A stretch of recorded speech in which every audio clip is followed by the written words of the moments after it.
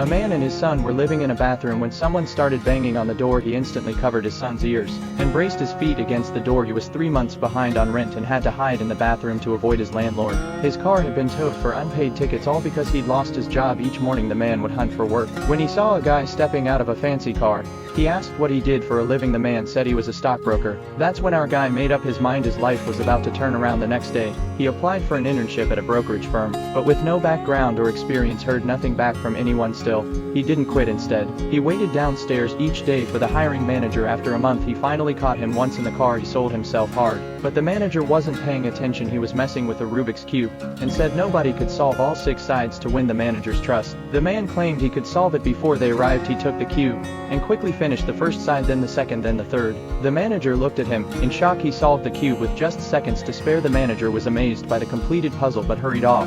That evening, the landlord said he'd been behind on rent too long and had to move out right away. The man begged for a few more days and offered to paint the walls to cover the rent. The landlord agreed. Even better, the man finally got a call from the manager inviting him to interview. He scheduled for 10:30 a.m. the next morning, but while he was painting, there was a knock at the door. The police told him that due to unpaid parking fees and tickets, even if he paid everything now, he'd have to stay in jail until 9:30 the next morning. Please fell on deaf ears. The next morning, the man rushed out of jail still covered in paint. He made it to the interview, though the boss looked irritated. The man's skills and humor got him the internship, but he'd worked 6 months without pay, competing with 19 others for one permanent spot.